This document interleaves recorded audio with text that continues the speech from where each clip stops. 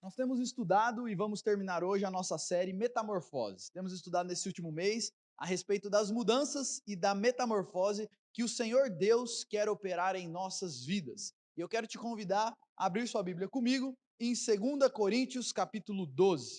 Abra sua Bíblia em 2 Coríntios capítulo 12. Nós encerraremos essa série estudando o texto de 2 Coríntios 12, versos 1 a 10. Segunda carta de Paulo aos Coríntios, capítulo 12, versos 1 a 10. E se você não estiver com Bíblia, eu vou colocar aqui na projeção para você poder acompanhar conosco.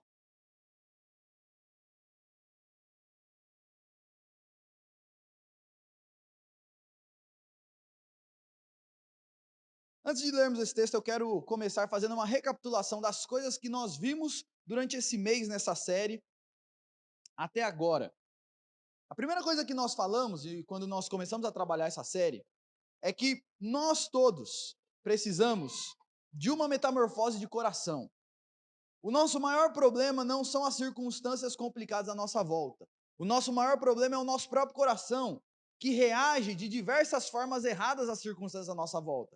E prioritariamente o que Deus quer transformar nas nossas vidas somos nós mesmos. Nós constantemente pensamos nas mudanças que o meu marido precisa fazer, minha esposa precisa fazer, meus filhos, meus pais, as mudanças que precisavam acontecer na minha conta bancária, lá no meu trabalho, e na maioria das vezes a gente não está prestando atenção nas mudanças que Deus quer fazer em nós. E o que nós temos visto nessa série é que o nosso maior problema é o nosso próprio coração, e a nossa principal ênfase tem que ser naquilo que o Senhor quer fazer nas nossas vidas. Metamorfose é aquele processo onde alguns seres passam, onde no começo ele é um ser, por exemplo, a borboleta, ela começa como uma larva e depois de passar por um processo de metamorfose, ela se transforma numa borboleta. E é isso que Deus quer fazer nas nossas vidas. Não só mexer em alguma coisinha aqui ou acolá, não só fazer alguns simples ajustes, mas nos transformar em pessoas completamente diferentes. Essa é a metamorfose que Deus quer operar nas nossas vidas, e o alvo final dessa metamorfose é nós sermos mais parecidos com Jesus.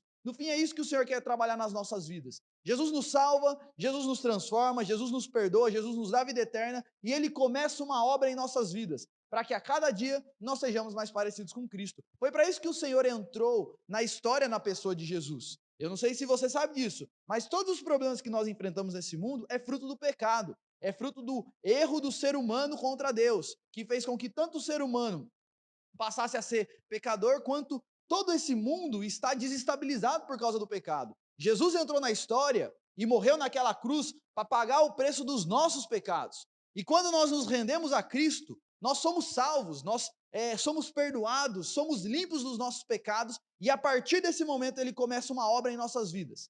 E essa obra em nossas vidas tem como propósito final nos fazer ser parecidos com Cristo Jesus.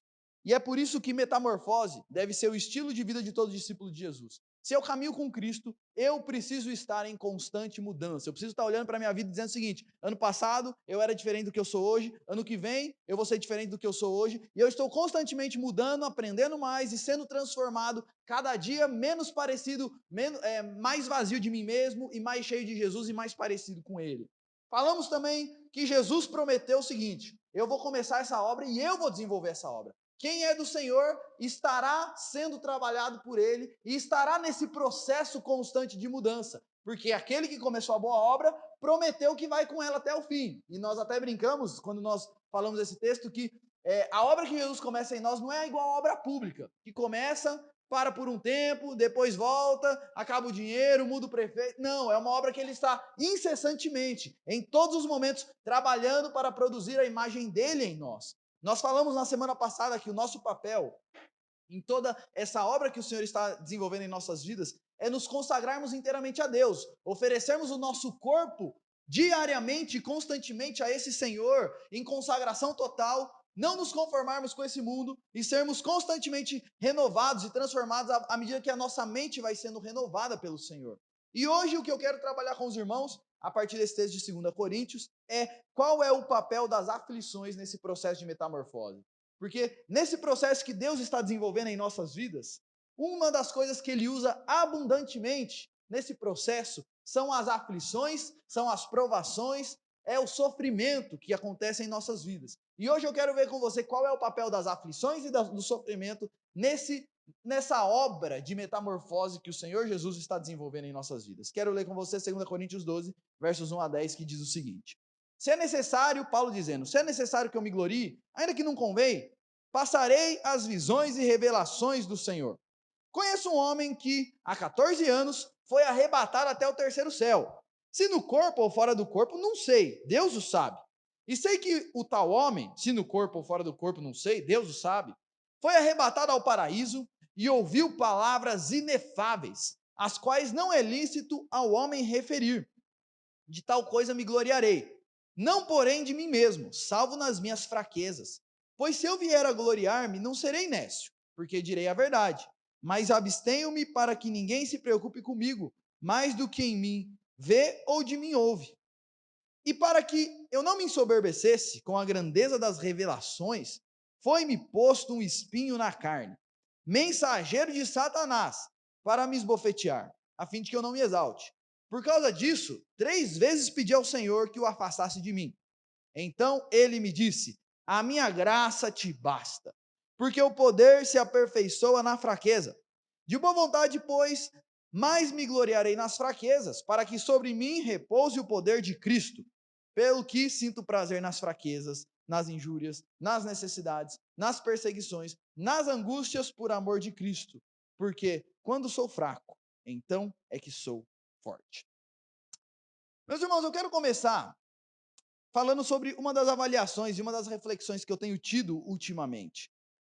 Certamente, um dos principais ídolos da nossa cultura é o conforto. Isso é uma coisa que eu tenho pensado hoje em dia. O mundo mudou, o mundo evoluiu, a tecnologia desenvolveu, e uma das coisas que hoje as pessoas valorizam mais do que qualquer outra coisa é ter uma vida confortável. Antigamente as pessoas não tinham muito essa preocupação, a vida era sofrida e todo mundo estava conformado com isso. Mas nós vivemos em uma sociedade, e eu digo principalmente a minha geração, e da minha geração para frente, que é uma geração muito acostumada com o conforto e que idolatra e abraça o conforto acima de tudo. Alguns exemplos disso, por exemplo, o sonho de todo mundo é a casa própria, é o carro próprio, e hoje em dia, antigamente eu vejo isso, o povo casava não tinha nada, não tinha casa, não tinha carro. Eu lembro uma moça que deu aula para mim, que ela falou o seguinte: olha, quando eu casei, a mesa que a gente jantava era uma caixa que tinha lá, era uma caixa que sobrou lá da mudança, a gente colocou um lençol em cima e aquela era a nossa mesa, não tinha nada, a vida era sofrida. Hoje em dia não, pra você casar, você tem que ter carro, você tem que ter casa, você tem que fazer uma festa chique, bonita, cara, tem que ter conforto. Esse é o sonho de todo mundo, ter uma vida confortável. Pensando nessa questão de como o conforto é idolatrado acima de tudo, é cada vez mais comum, e olha a imagenzinha lá, casais que não querem ter filhos. Por quê? E essa é uma avaliação que eu faço, claro que tem vários motivos para isso, mas um dos principais motivos é que ter filho dá trabalho. Não é confortável ter um filho. Para quem agora que eu estou nessa fase de vida, acordar 3 horas da manhã para dar de mamar, e não sou eu que faço isso, né? Mas porque a minha filha mama no peito, mas acordar para amamentar de madrugada não é gostoso. Trocar a fralda suja não é agradável. Aí essa parte eu já faço. Mas trocar a fralda suja não é agradável. E é cada vez mais comum as pessoas não quererem ter filhos. Por quê? Porque isso é desconfortável. É cada vez mais comum também, e essa é uma coisa muito da minha geração, você dificilmente encontra um bom trabalhador com menos de 25 anos. A não ser que seja um trabalho que trabalhe pouco e ganhe muito. Mas é claro que há exceções, mas é muito comum, e eu já ouvi muitos comerciantes falando, dizendo o seguinte: Júlio, tá difícil, rapaz. Menos, ó, essa molecadinha mais nova não quer nada com nada. É assim, ó, você chega para trabalhar, tem um monte de exigências, e ai de você se você pedir alguma coisinha a mais. Você fica até com medo que daqui a pouco mete um processo em você. Eles querem. E essa é uma geração que idolatra o conforto. E, de maneira geral, é uma geração folgada. É ou não é, gente? A nossa sociedade idolatra e coloca o conforto como tudo que a gente precisa para uma vida de paz. Isso, essa questão do conforto, a gente vê a influência da cultura nesse aspecto também no ambiente de igreja. Nós vemos muitas vezes Deus sendo usado pelas pessoas para satisfazer o ídolo do conforto. Você já deve ter visto essa imagem, mas Uma igreja que a pregação da igreja é: Jesus cura, venha para cá, tá com dor de cabeça, tá com dor nas juntas, osteoporose, qualquer coisa, venha. E eu vou fazer uma oração e você vai sair daqui sem nenhum problema. E a igreja está lá lotada. Todo mundo quer ouvir isso. Se a pregação é Jesus prospera, venha, você vai ter dinheiro. Antes eu tinha um Fusquinha, agora eu tenho uma Ferrari. Antes eu morava de aluguel, agora eu moro no Maison do Parque. Antes eu era, agora eu tô com tudo. A igreja está lotada. Agora, se a pregação é Jesus salva, Jesus quer mudar a sua vida, Jesus quer fazer de você uma nova pessoa, aí já não é todo mundo que quer. E uma das coisas que está na moda hoje em dia, e isso tem crescido nos últimos tempos, é o que a gente chama de a teologia do coaching, que são as pessoas que, dentro da sua estrutura eclesiástica, e os pregadores, e isso daí tem um monte de seguidores na internet disso, que eles estão lá para mostrar para você como Deus pode fazer você atingir o máximo do seu potencial. Então eles estão lá para te ajudar a crescer na vida. E como Jesus pode te ajudar a crescer na vida. E aí você tem alguns pregadores famosos aí na internet, que aí você vai ouvir os sermões dele, ele coloca uma musiquinha de fundo e ele fala de um jeito emocionante. Ele fala de um jeito que eu não acredito em nada do que ele fala, mas eu choro junto. De tão bonito, de tão emocionante que é, porque no fim ele quer produzir em você um momento de conforto emocional, quer te encorajar, quer te colocar para cima, quer te fazer uma pessoa que esteja assim, cheia de gás, quer te deixar confortável. Sabe por que eu estou falando isso, gente? Sabe o que eu quero estudar com vocês a partir do texto que a gente vai estudar hoje? Que o plano de Deus conosco não tem nada a ver com conforto. E o que a gente vai ver aqui, e eu vou mostrar para vocês, é que boa parte das vezes o próprio Deus tira o nosso conforto.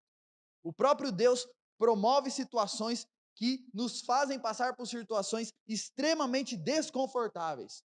Porque ele começou a boa obra e está desenvolvendo essa obra. E eu quero estudar então com vocês esse texto que vai nos mostrar como que Deus muitas vezes tira o nosso conforto para quebrar o ídolo do conforto e produzir em nós a imagem de Cristo Jesus. Antes de nós entrarmos no texto, rapidamente para você entender onde que esses versículos, esses 10 versículos se encaixam na carta de Paulo aos Coríntios. Essa foi uma carta escrita por Paulo, a segunda carta aos Coríntios, para resolver um problema que estava acontecendo lá na igreja. Haviam chegado novos pregadores, Paulo plantou aquela igreja e ele foi embora e deixou a igreja lá funcionando. Chegaram alguns pregadores da Judéia e esses homens começaram a se dizer, chegaram na igreja de Corinto dizendo o seguinte: nós somos os verdadeiros apóstolos. E eles começaram a diminuir Paulo, desprezar Paulo, falar mal de Paulo com o seguinte objetivo: eles queriam que a igreja gostasse deles, seguisse a eles, obedecesse a eles e deixasse Paulo de lado. Então esse era o objetivo deles, questionar a autoridade de Paulo, minar a autoridade de Paulo, para que então eles fossem seguidos como mestres e eles pudessem governar sobre aquelas igrejas. Eles se apresentam, e se você ler a carta aos Coríntios, você vai perceber que Paulo está tratando essa questão. Eles se apresentam como os verdadeiros apóstolos e falam assim: olha, nós somos apóstolos, tanto que Deus faz milagres por meio das nossas vidas, Deus faz sinais, a gente tem revelações e blá blá blá. Falava um monte de coisa. Paulo não é nada disso, nós somos. Paulo então responde, ele escreve essa carta para defender o apostolado dele, a autoridade dele. E uma das coisas que ele faz é dizer o seguinte: olha, sabe tudo isso daí que esses falsos apóstolos dizem que eles têm? Todas essas experiências que eles falam que eles viveram, eu também já vivi várias delas. Mas a minha glória e a verdadeira marca de um apóstolo de Cristo, Paulo fala isso, não é você viver várias experiências espetaculares, mas é você sofrer pelo nome de Cristo. Isso sim é ser servo do Senhor. E Paulo fala assim: olha, eu não queria, Paulo relata nessa carta várias experiências dele, mas ele fala: eu não queria contar isso, porque para mim o que importa é o nome de Cristo ir para frente. Eu não quero falar do que ele fez na minha vida, do que ele está fazendo. Isso daí, a grande marca não são as grandes coisas, mas é o sofrimento pelo nome de Cristo, e é por isso que nessa carta ele vai fazer várias listas dos sofrimentos que ele teve por Cristo. E nesse texto, 2 Coríntios 12, Paulo chega na parte das revelações, porque ele vai dizer o seguinte: esses falsos apóstolos aí dizem que eles já viveram várias revelações da parte de Deus, eu também tenho coisas para contar. Eu também já vivi várias coisas e vários momentos de revelação da parte de Deus. E ele vai contar isso, vai narrar isso, e ele está até constrangido de contar, a gente já vai ver isso. Mas é muito interessante que Paulo diz o seguinte: que essas revelações que ele recebeu da parte de Deus foram tão grandes, tão sublimes, tão maravilhosas, que Deus, para que ele não se enchesse de si mesmo, Deus colocou nele um espinho na carne, para que ele parasse, para que ele entendesse que ele não é nada, e que todas as coisas boas que ele está vivendo é fruto da graça de Deus na vida dele. Então, para que ele se lembre quem ele é, da pequenez dele, da limitação dele, Deus permitiu algumas situações e colocou um espinho na carne dele, para que toda a glória seja dada ao Senhor. E eu quero estudar esse texto com vocês então nessa noite. Primeira coisa que eu quero mostrar a partir desse texto é que todos nós temos a tendência de nos autoexaltarmos. Todos nós temos uma tendência de sermos cheios de nós mesmos. E Paulo, quando ele escreve esse texto, ele está mostrando isso e ele está tomando muito cuidado, porque olha o jeito que Paulo fala. Se é necessário que eu me glorie, ainda que não convém, passarei as visões e revelações do Senhor. Ele está dizendo o seguinte: olha, note a relutância dele. Eu vou contar, mas eu não deveria contar. Eu vou contar porque vocês estão me obrigando a contar. Mas eu não queria estar relatando isso, eu não queria estar compartilhando isso com vocês. Ele fala: olha, eu conheço um homem em Cristo que há 14 anos foi arrebatado até o terceiro céu. Se foi no corpo ou fora do corpo, eu não sei, Deus o sabe. É óbvio que esse homem de quem ele está falando é ele mesmo, porque ele vai falar, e por isso, para que eu não me ensoberbecesse das revelações, Deus me colocou um espinho na carne. Então, quando ele fala assim, ó, conheço um homem, Paulo está falando dele mesmo, mas percebe como ele está preocupado em não chamar atenção para si, porque esse é o ponto, gente. Preste atenção nisso. Qual que é a preocupação de Paulo? Ele não queria que aquela igreja tivesse ele como um grande homem. Ele não queria ter um fã-clube naquela igreja.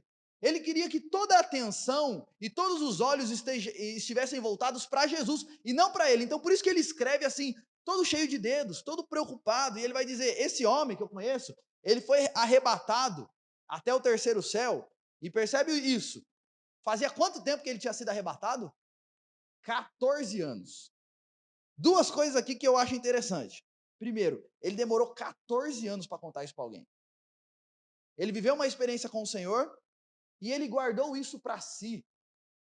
E ele só contou 14 anos depois, porque ele foi obrigado a contar. E uma segunda coisa que eu aprendo quando eu vejo esse negócio de há 14 anos atrás, é que quando Paulo foi contar sobre uma experiência sobrenatural que ele teve com o Senhor, ele voltou num episódio que aconteceu há 14 anos atrás. É muito comum na nossa sociedade, no nosso contexto evangélico, as pessoas narrarem uma vida com Deus como se fosse: eu vivo no sobrenatural de Deus. Eu acordo de manhã, o Espírito Santo está na cabeceira da minha cama para bater um papo comigo. Eu saí na rua e eu orei: Senhor, essa chuva, como é que eu vou para o trabalho? Então parou de chover só na onde eu estava. E as pessoas começam a relatar uma vida, como se a vida com Deus fosse assim, eventos sobrenaturais, extraordinários atrás. E um homem de Deus é um homem que constantemente está vivendo coisas sobrenaturais. Paulo era um homem de Deus, não era? Paulo era um apóstolo de Cristo, não era? E quando ele vai relatar uma experiência dele, ele fala: isso aconteceu há 14 anos atrás. Sabe o que Paulo está nos ensinando aqui? Isso daí não é coisa que acontece todo dia, não. A vida cristã não é uma vida cheia de eventos sobrenaturais. A vida cristã, Deus nos deixou a palavra dele para nos guiar, e a vida cristã acontece à medida que eu vou estudando a palavra, entendendo mais do Senhor, servindo a esse Deus e obedecendo e caminhando com esse Cristo. Claro que Deus faz coisas sobrenaturais, mas isso não é a regra. E a gente não deve buscar isso. Deus faz quando Ele quer fazer, mas a gente deve buscar aquilo que Ele deixa claro na palavra dele. Bom, voltando aqui, fechou o parênteses, deixa eu continuar. E Paulo continua, então ele fala: ó, e esse homem, conheço um homem em Cristo, é óbvio que ele está falando dele, mas ele não queria chamar atenção para ele. E ele continua dizendo o seguinte: esse homem que eu conheço, que é ele mesmo, foi há 14 anos arrebatado até o terceiro céu. O que é esse negócio de terceiro céu, para onde ele foi arrebatado? Isso daqui é uma questão do contexto judaico, mas na visão judaica, existia três céus no mundo. O primeiro céu, que é esse daqui que a gente vê, onde estão as nuvens. O segundo céu, que é como se fosse o espaço, onde ficam a lua, as estrelas, os outros planetas. E o terceiro céu, dentro da visão judaica, é o lugar da habitação de Deus. É onde Deus mora, é onde a presença de Deus habita de maneira plena. Então o que Paulo está dizendo aqui é o seguinte: esse homem, ele está dizendo, eu fui arrebatado e fui para o paraíso. Ele fala do paraíso mais para frente. Fui para o terceiro céu. A ideia é o seguinte: eu estive na presença do próprio Deus. E fui para onde Deus habita. E percebe o seguinte: ele nem consegue explicar direito o que aconteceu. Ele fala assim: ó, eu não sei se fui em corpo, se fui fora do corpo, se foi sonho, se foi visão, se. Eu nem sei o que aconteceu direito. Eu sei o seguinte: eu fui para um lugar fantástico, na presença do próprio Deus, e ele diz o seguinte: eu ouvi coisas que não dá nem para falar. Eu ouvi coisas inefáveis, palavras inefáveis, às quais não é lícito ao homem se referir. Foi algo grandioso, glorioso, inexplicável. E ele continua, dizendo o seguinte: de tal coisa me gloriarei, não porém de mim mesmo, salvo nas minhas fraquezas. Olha que interessante isso. Ele viveu uma experiência sobrenaturalíssima, gloriosa, mas ele fala assim, ó, sabe no que eu me glorio? Eu prefiro falar das minhas fraquezas. Porque senão vocês vão ficar olhando para mim achando que eu sou alguma coisa. Eu prefiro falar das minhas fraquezas. E ele continua: pois se eu vier a gloriar-me, não serei nécio, porque direi a verdade. Mas abstenho-me para que ninguém se preocupe comigo mais do que em mim vê ou de mim ouve. O que ele está dizendo aqui é o seguinte: olha, se eu quisesse falar mais disso, eu poderia. Não é verdade isso. Eu não estou mentindo. Isso de fato é uma coisa que aconteceu. Mas eu prefiro me abster de falar mais sobre isso. Para que vocês para que eu não seja exaltado, para que vocês não fiquem me exaltando, para que vocês entendam que eu sou pó igual vocês. E aqui eu quero trazer algumas aplicações para nós. Você percebe como Paulo está relutante para contar sobre essa bênção e essa graça que Deus deu para ele de viver essa experiência. E sabe por que ele está relutante, gente? Porque todos nós temos que tomar muito cuidado com a nossa tendência orgulhosa de ficarmos cheios de nós mesmos e de nos exaltarmos. Nós vivemos em uma época onde as pessoas têm construído seus ministérios e muitas igrejas são construídas em torno de pessoas, de certa pessoa, aquele pastor. E aí você começa a ver algumas coisas assim, impensáveis. Na porta da igreja tem a foto do pastor, porque aquele é o homem de Deus. Eu viajo, eu faço romaria até tal lugar, porque eu quero ouvir tal pessoa, porque aquele homem é o homem de Deus. Eu quero ser tocado por ele, porque ele é o homem de Deus. Ou, numa versão mais light, eu participo daquela igreja porque aquele pastor tem uma visão, tem um pensamento, tem um entendimento. Nós vivemos na época onde as pessoas estão se autoexaltando dentro da igreja. Vivem contando experiências, vivem contando coisas que acontecem, eu vivi isso, eu fiz isso, eu vivi isso, e aconteceu tal coisa, e etc. E quando a gente lê um texto como esse, Paulo tão preocupado em tirar a atenção dele mesmo. Mas isso não vale só para o meio evangélico. Vamos ser sinceros? Todos nós temos uma tendência de nos exaltarmos sempre que Deus nos abençoa com coisas boas. Gente, vamos ser sinceros? Nós nos enchemos de nós mesmos com muito pouco. Qualquer coisinha boa que acontece na nossa vida, a gente já está se exaltando. Se eu estou lá no meu trabalho e o meu chefe chega e fala: olha, rapaz, você está trabalhando aqui com a gente faz 2 meses, mas eu vou ser sincero, a empresa mudou depois que você chegou aqui. Pronto. O cara acha que ele é o melhor funcionário de Indaiatuba. Daqui a pouco ele pede aumento porque ele é um funcionário e tanto. O cara que tem uma família boa, um homem que tem uma família onde ele com a esposa se dão bem, conseguem lidar com as suas diferenças, ele começa a olhar para as outras famílias e ele fica cheio dele mesmo. Ele se acha, assim, apto para aconselhar qualquer família, qualquer casal, porque ele é um cara bom nisso. Olha só como a minha família é boa. O meu filho cresce um pouquinho, começa a estudar e comece bem na escola. Eu tiro foto do boletim dele e posto lá no Facebook, para todo mundo ver como eu sou uma boa mãe, como eu sou um bom pai, como eu tenho me dedicado, e como não sei o quê, como o meu filho. Gente, vamos dizer, a gente se exalta com muito pouco, a gente fica cheio de nós mesmos com qualquer coisinha que acontece. Vai uma pessoa jantar na sua casa lá, você fez uma janta e a pessoa fala: olha, que delícia. Você já fica pensando: eu deveria abrir um restaurante. Eu cozinho muito bem. Com qualquer coisinha, a gente fica cheio de nós mesmos. É verdade ou não é? Poucas coisas. Eu sou loirinho, de olhos azuis, alto e forte, eu fico me achando Mister Indaiatuba. Nós somos assim. Qualquer bênção que Deus nos dá, qualquer coisa, qualquer graça que Deus derrama sobre as nossas vidas, nós temos uma grande tendência de começarmos a nos encher de nós mesmos por causa disso. Olha como eu sou bom. Olha o que eu tenho feito. Então, Paulo vai dizer o seguinte, e olha o que o texto vai nos ensinar. Sabe como que Deus nos mantém humildes e dependentes? Paulo vai dizer o seguinte: olha, para que eu não me ensoberbecesse com as grandezas das revelações, eu vivi experiências assim, grandiosas, maravilhosas, e para que eu não ficasse cheio de mim mesmo, por causa de tudo isso que eu vivi, foi-me posto um espinho na carne, mensageiro de Satanás, para me esbofetear, a fim de que eu não me exalte. Olha que texto, olha o que esse texto está ensinando para a gente.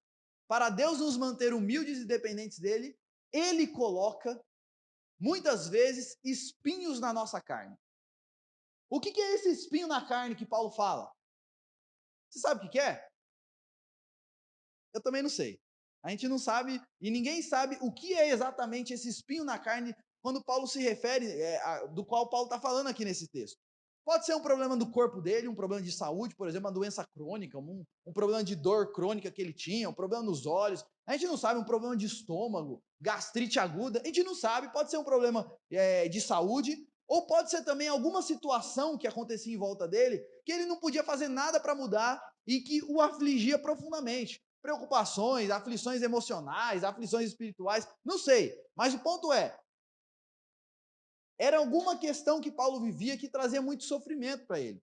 Uma coisa que é importante destacar, o que certamente não é esse espinho na carne de Paulo, não é um pecado, não é uma tentação e não é uma falha de caráter. Isso daqui é uma coisa muito importante, porque é muito comum pessoas que têm alguma dificuldade em alguma área específica falar o seguinte: pastor, esse é o meu espinho na carne. Não, você não pode usar esse texto para falar isso. Porque aqui Paulo está falando de uma coisa externa a ele. Percebe que ele está falando o seguinte: eu estava tranquilo e isso me foi colocado. Não é algo que vem de dentro de mim, é algo que vem de fora.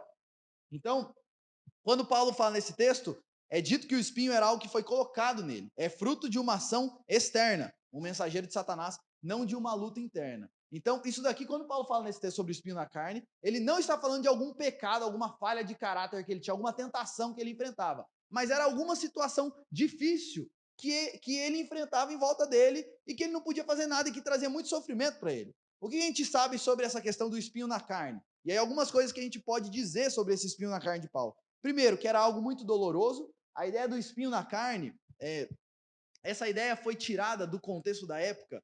Quando a gente pensa no espinho, a gente pensa naquele, eu pisei num espinhozinho lá, mas ninguém eu nunca vi ninguém orando a Deus porque pisou num espinhozinho. Então, a ideia aqui não é um espinho como a gente normalmente pensa, mas a ideia na época, isso era comum, quando um prisioneiro de guerra era capturado, para torturá-lo, as pessoas pegavam algumas estacas de madeira e introduziam na coluna dessas pessoas. Porque a ideia era trazer uma dor agonizante para ela. Então, quando Paulo fala aqui do espinho na carne, ele está pegando essa figura e para dizer o seguinte: isso que eu enfrento, gente, é algo altamente doloroso, é algo torturante, é algo que me faz agonizar. A gente pode dizer que o espinho na carne era algo extremamente doloroso. Era algo também humilhante. Paulo fala assim que esse mensageiro de Satanás o esbofeteava. O bofete é um tapa com as costas da mão, é um tapa de desprezo, é um tapa de humilhação, é um tapa que gera vergonha. Essa era uma situação, a gente não sabe o que é, mas que trazia vergonha para Paulo, que humilhava Paulo. E todas as vezes que isso vinha à tona de novo, ele ficava humilhado com essa situação. Outra coisa que nós podemos dizer do espinho na carne era que Satanás estava envolvido nisso. Porque ele fala, eu fui para o céu, fui para o terceiro céu, para o paraíso, ouvi coisas maravilhosas. Quando eu voltei, quem estava me esperando? O diabo. Fui lá, ouvi um monte de coisa, quando eu voltei, Satanás estava me esperando para me atormentar. Então, de alguma forma, Satanás estava envolvido em tudo isso. Era uma ação externa, cruel, maligna. Mas, ao mesmo tempo, que a gente pode colocar também do texto, é que esse espinho na carne foi colocado pelo próprio Deus. Deus é tão... Os planos de Deus é algo que vai tão além da nossa compreensão, que mesmo Satanás, de maneira cruel, causando esse sofrimento em Paulo, ainda assim, por trás de tudo isso estava Deus com a sua poderosa mão. E deixa eu te falar uma coisa, eu não sei se você sabe disso, mas o diabo também é um ser que está submetido ao poder de Deus. Às vezes a gente pensa que tem aquela figura de que Deus está de um lado, o diabo está do outro, e os dois estão tirando uma queda de braço para ver quem que vai vencer. Não existe isso. O diabo não está na mesma posição de Deus. Deus é criador, o diabo é criatura. Até o diabo se submete aos planos de Deus, e eu não sei se você lembra da história de Jó, mas Satanás só vai até onde Deus deixa ele ir. Então, dentro do espinho na carne, Satanás estava envolvido, mas por trás de tudo estava Deus, agindo na vida de Paulo. E o propósito desse espinho na carne, Deus colocou ele lá a fim de que Paulo não se exaltasse. Gente, por que Paulo não fala claramente de qual é o espinho na carne? Por que Paulo não fala, ó, foi-me colocado o espinho na carne? Era isso. Claro que isso daqui é uma inferência que nós fazemos, mas nós podemos inferir que o espinho na carne não é definido para que a gente possa ler a nossa história nesse texto. Porque se eu abrisse aqui uma sessão para cada um falar o seguinte, alguém aqui, quando lê esse texto, fala o seguinte, olha, eu também tenho o meu espinho na carne? Todos nós aqui, ou a grande maioria aqui, teria coisas para contar. Esse espinho na carne pode ser muitas coisas. Pode ser, por exemplo, olha, eu vivo uma vida sozinho, eu me sinto só, os anos passam e eu continuo me sentindo sozinho, e isso é um negócio que não passa. Esse espinho na carne pode ser, por exemplo, um problema físico, uma doença. Por que eu tenho essa doença que não passa, só piora? Eu tenho orado a Deus, eu tenho pedido a Deus, eu tenho feito tratamento, esse negócio não passa, e daqui a pouco parece que vai, daqui a pouco volta. Por que não vai? Esse espinho na carne pode ser, por exemplo, problemas com os seus filhos, rebeldia, ou às vezes um filho doente também, ou um filho rebelde, um filho que não quer mais saber de Deus, um filho que, não sei, ou seus pais, ou pode ser um problema com um cônjuge, marido e esposa, que faz anos que você ora e não muda nada. E aqui a gente poderia colocar diversas outras coisas. Situações externas a nós, que nós não controlamos, que nos causam sofrimento. Vou fazer essa pergunta para você. Qual você diria que é o seu espinho na carne? Você tem algum? Paulo está dizendo o seguinte: há situações das nossas vidas, na vida de todos nós aqui, que são permitidas por Deus, que nos causam dor, que nos causam sofrimento, que a gente muitas vezes sente o diabo agindo naquilo, que muitas vezes nos humilha, nos traz vergonha, a gente tem até vergonha de conversar sobre isso com as pessoas, mas Deus permite isso com um bom propósito, porque o espinho na carne, seja ele qual for, sempre se encaixa dentro da metamorfose que Deus quer produzir em nós. Deus quer evitar que nós nos exaltemos. Ele quer produzir em nós um coração dependente dele. E ele permite diversas situações difíceis para que nós possamos continuar dependendo dele. Porque vamos ser sinceros, gente, vou fazer uma pergunta para você. Normalmente você busca a Deus mais quando tudo está bem ou quando tudo está mal? Normalmente quando tudo está bem e está tudo assim tranquilo, a gente se esquece de Deus. A gente nem frequenta mais igreja direito. A gente nem... Tá tudo bem. Mas quando começa a acontecer algumas coisas complicadas na nossa vida, a gente se lembra de quem a gente é. A gente se lembra que tudo que a gente tem de bom é pela graça. A gente se lembra que nós somos pó, nós não somos sábios, nós não conseguimos lidar, nós precisamos de Deus. E o que Paulo está dizendo aqui é o seguinte: Deus colocou espinho na minha carne para que eu não me enchesse de mim mesmo e eu lembrasse, eu preciso desse Deus. E aí o texto vai continuar mostrando qual foi a reação de Paulo quando ele sentiu a dor. Quando ele sentiu a dor do espinho entrando, ele vai dizer o seguinte: e por causa disso, eu 3 vezes pedi ao Senhor que o afastasse de mim. Ele chegou diante de Deus e falou: Senhor, por favor, tira isso. Senhor, essa situação me traz... Você já fez essa oração? Senhor, isso daqui me faz sofrer. Isso daqui, Senhor, é uma situação que eu tenho vergonha de compartilhar com as pessoas. Senhor, isso daqui é algo que assim, eu sinto a ação muitas vezes do maligno por trás disso. Senhor, eu não aguento mais. Paulo fez isso. E ele chegou, orou, e qual foi a resposta de Deus? Silêncio. E aí ele foi de novo: Senhor, eu sei que eu já falei disso com o Senhor, mas eu não estou aguentando, Deus. Por favor, tira isso, muda isso. E qual foi a resposta de Deus? Silêncio. Numa terceira vez ele chega: Senhor, eu sei que está ficando chato já, mas o Senhor não me respondeu ainda. Por favor. A resposta de Deus: não vou tirar o espinho, não. Vou te dar a minha graça para você aprender que minha graça te basta. Gente, pedir para Deus nos poupar não é errado.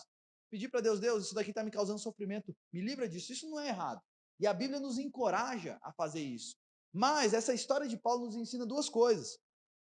Primeiro, nem sempre Deus responde a primeira vez. Tem vezes que a gente ora a Deus e ele não responde. Ele fica em silêncio, e até isso está dentro do plano de Deus para tratar as nossas vidas. E outra coisa que a gente aprende é que muitas vezes, quando Deus responde, ele não dá o que a gente está pedindo. Há muitas pessoas, e eu já ouvi pastores até falando isso, que é o seguinte: se você quer receber uma bênção de Deus, você tem que pedir a bênção especificamente. Sabe por que Deus te deu esse marido? Porque você pediu só um marido. Você deveria ter pedido um marido loiro, crente, que fosse assim, assim, assim. Não pediu isso, Deus não deu. Porque se você pedir e tiver fé, Deus vai te dar o que você pedir. Esse texto diz o seguinte: tem nada a ver isso. Muitas vezes nós pedimos a Deus e a resposta dele é não. Sabe por quê? Porque a gente não sabe o que é melhor para nós. Muitas vezes nós oramos e Deus fala não, porque aquilo que você está pedindo você não entende, mas não vai ser o melhor para a sua vida. Você está pensando no seu conforto, mas Deus está preocupado com a nossa vida espiritual. E eu quero enfatizar uma coisa: fé, gente, não é pedir por algo específico, pensando que se você crê muito nisso, Deus vai te dar. Esse é o conceito que a nossa sociedade tem de fé. O que é fé? É você acreditar, e a gente vê isso, a gente ouve as pessoas falando isso. Não, ó, eu acredito que ela vai. A minha esposa está na cama, mas eu acredito que Deus vai levantar ela. Eu tenho pensamento positivo e eu tenho muita fé que Deus vai curar ela. Isso não é fé. Sabe o que é fé de verdade? É você falar assim: Senhor, eu gostaria muito que a minha esposa fosse curada, mas sendo ela curada ou não, eu confio no Senhor. Eu confio nos teus planos. Eu gostaria muito que a situação não fosse essa, e eu gostaria muito que o Senhor tirasse isso daqui da minha vida. Mas se o Senhor não tirar, eu continuo confiando no Senhor, porque a minha fé não está nas coisas que acontecem à minha volta, a minha fé está no Senhor. Isso é fé. Paulo orou para Deus e falou: Deus, por favor, tira 3 vezes. E sabe qual foi a resposta de Deus? Então ele me disse, o texto diz: a minha graça te basta, porque o meu poder se aperfeiçoa na fraqueza. A graça, o que é graça? É a ação misericordiosa de Deus, e não merecida, em nossas vidas, onde Deus, a gente não merece isso, mas Ele vem e nos abençoa, e nos guia, nos ilumina, e acima de tudo nos salva e nos santifica. Essa é a graça de Deus, e a resposta de Deus para Paulo foi o seguinte: Paulo, eu vou deixar o espinho aí onde está, mas eu vou te dar da minha graça, para você aprender a conviver com isso. E eu não sei o que você tem pedido, quais são os espinhos que Deus tem pedido para ser tirado da sua carne.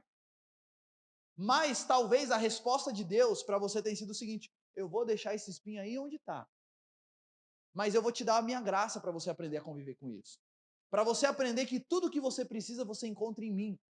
Para você aprender que você não precisa de mais dinheiro, você não precisa de uma saúde melhor, você não precisa de um marido melhor, você não precisa de uma esposa melhor, você não precisa de filhos melhores, você não precisa de uma vida melhor, você precisa de mim e da minha graça, a minha graça te basta. E Deus nos ensina isso, permitindo e deixando alguns espinhos na nossa carne. Deus deixa espinho para que a gente se lembre de quem nós somos e para que nós dependamos dele. Os espinhos na carne nos servem, isso é muito comum.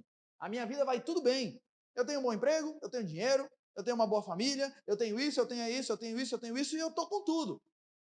Até o dia que o meu filho aparece uma doença nele.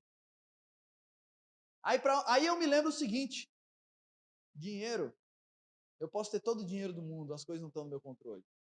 Aí eu me lembro o seguinte: puxa, mesmo eu tendo uma boa família, eu estou com um problema que eu não consigo resolver. Aí eu me lembro o seguinte: eu não sou nada e eu preciso de Deus na minha vida. E Deus deixa esses espinhos para nos ensinar isso. Às vezes Deus tira. Às vezes a gente ora e Deus tira. Ele faz isso algumas vezes. Mas muitas vezes não. Porque Ele quer nos ensinar. Tudo o que você precisa está em mim. E esse espinho está aí para te lembrar disso. Eu fico imaginando Paulo. Depois de ter orado a Deus. Ah, e um detalhe importante que eu esqueci de falar. Mas Paulo está dizendo o seguinte: há quanto tempo ele está com esse espinho na carne? 14 anos. 14 anos com essa situação. Ele fala, ó, desde que eu voltei lá do paraíso, que aconteceu há 14 anos, eu voltei e Deus colocou esse espinho na carne. Então é uma situação que está lá, e continua lá, e continua lá, e continua lá. E eu fico imaginando Paulo. vivendo tudo que ele viveu, as experiências que ele viveu e sendo abençoado por Deus como ele viveu, e constantemente se deparando de novo com esse espinho na carne, e quando ele sentia essa dor, vinha esse sofrimento, ele se lembrava disso. Ele está aí para me lembrar que tudo que eu preciso é a graça do Senhor. Esse espinho está aí para me lembrar que a graça dele me basta. Esse espinho está aí para me lembrar que eu sou pó, que eu sou fraco, que eu sou pequeno e que nele eu tenho tudo que eu preciso. E aí Paulo ainda vai dizer, porque o poder de Deus se aperfeiçoa na fraqueza. Isso daqui é uma coisa legal da gente pensar. Todos querem o poder de Deus. Essa é uma coisa muito pregada hoje em dia. O poder de Deus se manifestando na nossa vida. Paulo está dizendo o seguinte: sabe como é que o poder de Deus se manifesta na nossa vida? Por meio das fraquezas. O poder de Deus se aperfeiçoa nas fraquezas. Por quê? Porque, gente, todo o poder está em Deus. E quando nós nos enchemos de nós mesmos, nós nos tornamos instrumentos inúteis e fracos, porque passamos a confiar em nós. Todo poder está em Deus. Quando eu me encho de mim mesmo, eu passo a ser um instrumento inútil nas mãos do Senhor. O poder dele para de se manifestar na minha vida, porque eu estou achando que as coisas vêm de mim. Mas, e aí então, por meio das fraquezas, Deus nos mantém humildes, dependentes dele, que é o detentor de todo o poder, e então assim ele manifesta o poder dele nas nossas vidas. Por isso que o poder de Deus se manifesta e se aperfeiçoa na fraqueza. Porque quando nós nos sentimos fracos, nós buscamos a Deus. E quando nós buscamos a Deus em independência e humildade, ele derrama da sua graça e do seu poder sobre as nossas vidas. O caminho de Deus não é nos fazer crescer na vida. O caminho de Deus é nos humilhar, é nos quebrar, para que assim nós nos lembremos que nós somos fracos e nos sintamos assim fracos e dependentes do Senhor. E aí Paulo termina esse texto, versículo 10, de maneira linda. Ele diz o seguinte: e depois que eu entendi tudo isso, eu sofri com esse espinho, eu reclamei, eu pedi para Deus tirar, eu fiz isso 3 vezes, mas depois que eu entendi esse negócio, agora eu sinto prazer nas fraquezas, prazer nas injúrias, nas necessidades, nas perseguições, nas angústias por amor de Cristo, porque quando sou fraco, então é que sou forte.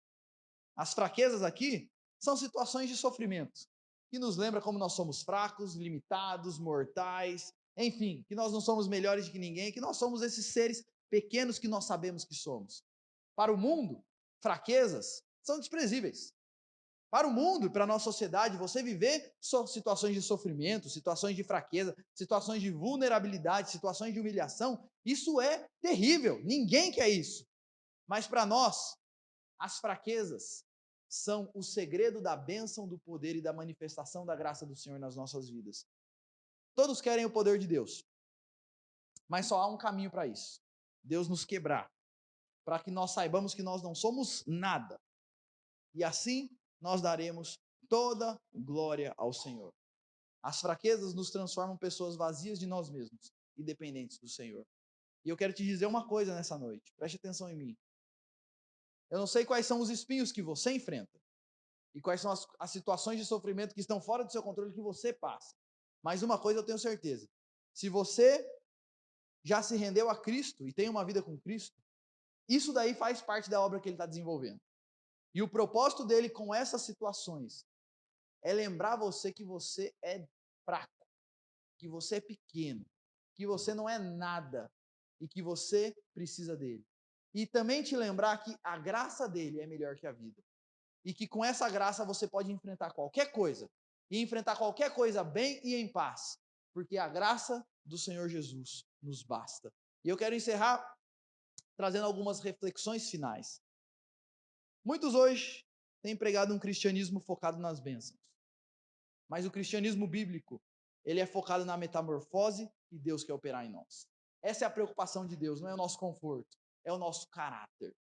Muitas vezes, nós guardamos mágoas de Deus por causa das coisas ruins que Ele permite nas nossas vidas. Muitas vezes nós olhamos e nós pensamos nesse negócio de espinho na carne, e eu guardo mágoa de Deus, eu tenho raiva de Deus, porque Ele deixa isso, Ele não mexe, Ele não se manifesta, Ele não muda. Por quê? Por quê? Por quê? E muitas vezes nosso coração começa a ser tomado por uma revolta contra Deus. E eu quero te dizer uma coisa, no nome de Jesus: limpe o seu coração, porque tudo que Deus faz visa o bem dos seus filhos. Se você é filho do Senhor, saiba que até os espinhos na carne visam o seu bem e querem te fazer um servo mais útil na mão dele, quer te fazer um servo melhor, um servo mais humilde, mais fraco, porque o poder de Deus se aperfeiçoa na fraqueza, o poder de Deus se manifesta nas nossas fraquezas. Quando eu leio um texto desse, o que eu penso e o que eu fico refletindo é que o que nós devemos buscar é que a graça de Jesus e a presença dele seja a maior ambição das nossas vidas. A graça dele nos basta. Então a maior ambição das nossas vidas deve ser essa graça nas nossas vidas. O desejo da nossa alma deve ser esse. Por quê? Porque quando eu sou fraco, então é que eu sou forte. Quando você se coloca como fraco e dependente do Senhor, então você se tornará forte com o poder de Cristo na sua vida. Quais são os espinhos da sua carne hoje? Lembre-se disso. Eles vêm de Deus e estão aí para que você se lembre que você é pó e que você precisa do Senhor. E o convite do Senhor para você hoje é: dobre-se diante dele e saiba que em meio às aflições da vida, ele quer lhe transformar. Esse é o convite do Senhor para você. Dobre-se diante dele e lembre-se que em meio às aflições da vida, ele está trabalhando. Aquele que começou a boa obra está desenrolando essa obra e vai completar essa obra. E é por isso que a nossa oração hoje tem que ser: Senhor, faça a tua obra na minha vida. Me ajuda a aprender que a tua graça me basta. Você crê nisso? Que a graça de Cristo te basta? E que ficando você solteiro pro resto da vida, a graça de Cristo vai te bastar? Que mesmo que você enfrente essa situação de doença pro resto da vida, a graça de Cristo te basta? Que mesmo que você enfrente essa situação na sua família o resto da vida, a graça de Cristo te basta? Quando a gente entende esse negócio, a gente pode falar igual Paulo: hoje eu sinto prazer nas fraquezas, porque quando eu sou fraco, então é que eu sou forte em Cristo. E meus queridos, hoje é o primeiro domingo do mês, é o dia que nós celebramos a ceia do Senhor. E quando nós comemos do pão e bebemos do cálice, sabe o que eu me lembro? E sabe o que eu fico refletindo? É que esse Cristo se comprometeu em nos transformar, em nos salvar e nos mudar. E ele se comprometeu a ponto de entregar sua própria vida. E quando você estiver no meio dos sofrimentos da vida, duvidando do amor de Deus, eu quero te convidar a olhar mais uma vez para a cruz. Porque lá você não precisa, lá todas as suas dúvidas caem. Ele nos ama. Ele quer o nosso bem e ele está trabalhando nas nossas vidas. Vamos orar mais uma vez, nos preparando para esse momento de ceia também. Senhor, quando nós refletimos num texto como esse, nós nos vemos na história de Paulo. E nós podemos aqui pontuar, Deus, situações onde também nos causam sofrimento, são espinhos na nossa carne. E eu sei que tem pessoas aqui que já oraram diversas vezes, muito mais que 3 vezes ao Senhor, pedindo para que o Senhor mudasse algumas situações. E a nossa oração, Deus, é que o Senhor nessa noite esteja se revelando a nós e derramando da tua graça sobre as nossas vidas. E nos ajudando, Deus, a entender e a ter convicção de que a tua graça nos basta. Deus, nos ajude a crer que a tua graça é melhor que a vida. E nos ajude, Deus, a, em meio aos sofrimentos e às dificuldades da vida, nos ajude a entender o que o Senhor quer fazer conosco. Nos ajude a nos humilharmos na tua presença, a reconhecermos que nós somos pó.